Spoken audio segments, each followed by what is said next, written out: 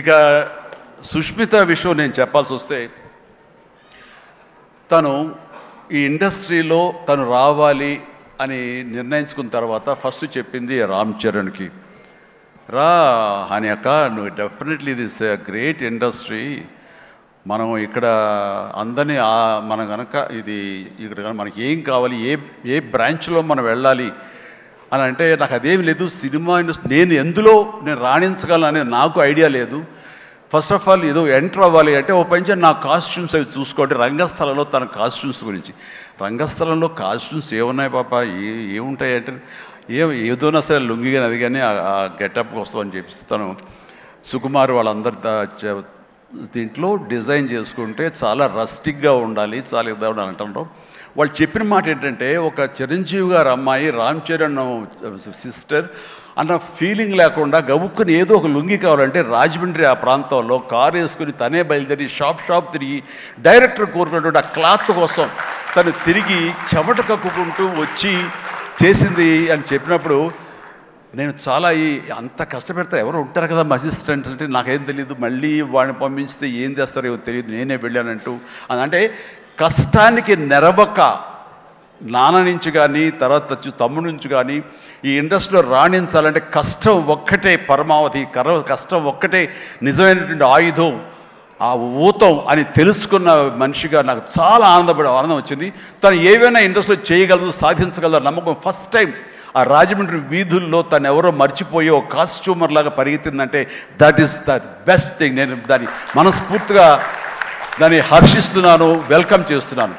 ఆ తర్వాత నేను సినిమాలు చేసి ప్రొడ్యూసర్గా చేయాలనుకుంటున్నాను, నాకు ఇంట్రెస్ట్ కలుగుతుంది, ఇక్కడే సెటిల్ అవ్వాలనుకుంటే. ఇది వండర్ఫుల్ ఇండస్ట్రీ అమ్మా, ఇక్కడ నువ్వు రాణించాలి అంటే కనుక ఖచ్చితంగా నీకు అవకాశం ఉంటుంది. ఇది ఒక దీనిలాగా ఎంతమంది వచ్చినా సరే అంతమందికి ప్లేస్ ఉంటుంది. అది ఎవరు రాణిస్తారు ఎవరు రాణించరు అనేది మన వ్యక్తిగత కష్టాన్ని బట్టి, మన యొక్క గోల్స్ని బట్టి ఉంటాయి ఇక్కడ. కాబట్టి ఇంకొక విషయం, ఇండస్ట్రీ, ఈ పరిశ్రమ, సినీ పరిశ్రమ అనేది అద్దం లాంటిది. మనం ఎలాగా ఉంటామో మన స్వభావం కానీ, మన ఆహార్యం కానీ, మన థాట్స్ కానీ, మన స్వభావ భావాలు కానీ, ఇవన్నీ మన వ్యక్తిత్వం కానీ ఎలా ఉంటుందో అలాగే మనకి రిజల్ట్ కనబడుతుంటుంది. ఆ అద్దం కూడా మనం అలాగే చూస్తుంది, ఇండస్ట్రీ కూడా అలాగే మనకి రిజల్ట్ ఇస్తుంటుంది. నీ వ్యక్తిత్వం బాగుండాలి, నీ అప్రోచ్ బాగుండాలి, నీ కష్టం బాగుండాలి, అంతకంత రిజల్ట్ ఇస్తానే ఉంటుంది ఇండస్ట్రీలో. దీన్ని కేర్లెస్గా ఉన్నా సరే, ఒక యాటిట్యూడ్ ఉన్నా సరే, చూద్దామని అప్రమకంతో ఉన్నా సరే, అది కూడా నీ పట్ల అప్రమకంగానే ఉంటుంది, ఏది అంతంత మాత్రంగా చూస్తుంది. నేను అనుభవపూర్వకంగా చెప్తాను. అన్నప్పుడు నేను ఫస్ట్ సినిమా చేయాలనుకుంటే మా ఇంట్లో ఉన్న హీరోస్ తోటి ఏ హీరో తను కాదంటారు, ప్రతి ఒక్కరిని ప్రతిరోజు కలుస్తుంది, ఒక కత్తి తెచ్చుకుంటే ఏ హీరో తనకు కాదంటారు. కానీ నేను వాళ్ళతో చేయండి డాడీ, నేను ఫస్ట్ ఆఫ్ ఆల్ ఎక్స్పీరియన్స్ సంపాదించాలి, గ్రౌండ్ రియాలిటీ తెలుసుకోవాలి అంటూ తను వెబ్ సిరీస్ మొదలుపెట్టింది, వెబ్ ఫిల్మ్స్ మొదలుపెట్టింది. అమ్మా ఇదే లాభం ఉంటుందంటే, లాభం ఉండదు డాడీ, ఏదో లక్షల్లో మిగులుతుంది లేదని ఒకసారి అది కూడా ఇదైపోతాయి. కానీ నాకు ఎక్స్పీరియన్స్ గెయిన్ చేస్తాను, ఎక్కడెక్కడ ఏమిటి ఎన్ని డిపార్ట్మెంట్లు ఉంటాయంటూ ప్రతి డిపార్ట్మెంట్ని చవి చూస్తూ దానిలో ఒక ఎక్స్పీరియన్స్ గెయిన్ చేస్తూ, అలాగే తన ఫిలిమ్స్ తీసింది, చిన్న ఫిలిమ్స్ చిన్న హీరోలతో చేసినప్పుడు తను ఒక కాన్ఫిడెన్స్ గెయిన్ చేసుకుంది.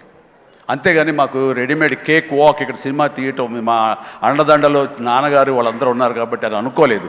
అలాగే ఎవరితోటో నువ్వు పార్ట్నర్షిప్ తోటి నాతో సినిమా చేయమంటే వాళ్ళు అన్నారు, అయ్యో అమ్మ నువ్వేమి పెట్టక్కల, నువ్వేమి రావక్కర్లేదు, సినిమా మేము చేసేస్తాము, నీ పేరు వేసేస్తాము, లాస్ట్కి వచ్చేసరికి ఇదిగో ఇంత డబ్బుని ఇచ్చేస్తామా, ఏం వర్రీ అవ్వకమ్మా అంటే, అస్సలు నాకు వద్దుడని నేను వెళ్తే సినిమా చేయను, అందుకు అది బ్యానర్ పేరు నేను చెప్పను అనేసరికి, అలాగే ఏమంటే కాదండి నాకు ఎక్స్పీరియన్స్ కావాలి, నేను పని చేయాలి, నేను డబ్బు పెట్టుబడి పెట్టాలి, పెట్టిన తర్వాత మంచి వచ్చాడో వచ్చే ప్రతి పైసాకి నేను తినడానికి, నేను అనుభవించడానికి నాకు అర్హత ఉంటుంది కాబట్టి నేను చస్తే ఆ సినిమా చేయండి. ఆ సినిమా క్యాన్సిల్ చేసుకుంది. సో వదిలేశాను నేను. సాహుతోటి సినిమా అన్న తర్వాత సాహు తను కూర్చుని చెప్పండి మీరు ఎంత పెడతారు, నేను అంతే పెడతానని సగం డబ్బు సొంతంగా పెట్టింది, మిగతా డబ్బు బయట నుంచి అప్పు తీసుకొచ్చింది, పెట్టింది తప్ప నేనైతే న్యాయపైస ఇవ్వలేదు. ఆ పైపెచ్చు ఇద్దరి నుంచి నాకు టైంకి కావాల్సిన రెమ్యునరేషన్ ఆయా సమయాల్లో నేను తీసుకుంటూనే ఉన్నాను తప్ప అది నేను ఇవ్వలేదు. అంత ప్రొఫెషనల్గా బిహేవ్ చేసింది. ఈ రోజున ఈ రిజల్ట్లో సాహు ఎంతగా అనుభవిస్తున్నాడో ఒక ఇది నా సినిమాని గర్వంతో ఎస్ నేను డబ్బులు పెట్టుబడి పెట్టి డబ్బు సంపాదించుకుంటున్నాను అదే గర్వంతో తను కూడా ఉంది. కాబట్టి ఈ రోజున ఒక డాటర్గా సుష్మిత చూస్తే నేను గర్వపడుతున్నాను, ఎప్రిషియేట్ చేస్తున్నాను, మనస్ఫూర్తిగా ఒక బిడ్డగా నేను గర్వపడుతున్నాను. థ్యాంక్స్ రా, యూ డిజర్వ్ ఇట్. సో అట్లాగా బిడ్డలు ఈ ఇండస్ట్రీలో రాణించాలి అంటే నిజంగా ప్రతి వాళ్ళు అది ఏ బిడ్డ అయినా అవని, ఆడబిడ్డ అవని, మగబిడ్డ అవని ఇండస్ట్రీలో రాణించాలి అంటే కనుక ఖచ్చితంగా ఎంకరేజ్ చేయాలి ప్రతి. ఇది గొప్ప ఇండస్ట్రీ అండి. ఇక్కడ ఎవరైనా రాణించలేదు, ఇక్కడ ఏదైనా నెగిటివ్ పీపుల్ ఉన్నారు, ఇక్కడ మాకు ఇలాంటి బిట్టర్ ఎక్స్పీరియన్స్ జరిగి అంటే కనుక అది నీ తప్పిదం అవుతుందని నేను అనుకుంటున్న ప్రకారంగా నేను నమ్ముతున్నాను. నువ్వు స్ట్రిక్ట్గా ఉండి సీరియస్గా ఉంటే కనుక ఏ ఒక్కటి అడ్వాంటేజ్ తీసుకోవడానికి ప్రయత్నించారు, ఎలాంటి ఏదంటే క్యాస్ట్ కావచ్చు అలాంటివి ఏమి ఉండవండి. నీ బిహేవియర్ బట్టి ఉంటుంది. మీకుండే అభద్రతా భావంతో ఏమో అలాగేలా ఉండాలేమో అని ఉండకూడదు. ఎస్ నువ్వు ప్రొఫెషనల్గా ఉండు, అవతల కూడా ప్రొఫెషనల్గా ఉంటారు. ఈ ఇండస్ట్రీ అనేది ఒక అద్దం లాంటిది. నువ్వేమి ఇస్తావు తిరిగి నీకు అదే వస్తుంది. కాబట్టి ప్రతి ఒక్కరికి ధైర్యంగా పరిశ్రమకు రావాలి అనుకుంటే కనుక కృత నిశ్చయంతో, దృఢ సంకల్పంతో, హార్డ్ వర్క్ని ఆసరాగా తీసుకుని రండి. ఇది గొప్ప ఇండస్ట్రీ. మీరు అందరూ రాణిస్తారు, చేస్తారు. అది ఆడబిడ్డలు కానివ్వండి, మగవాళ్ళు కానివ్వండి, ఎవరైనా సరే.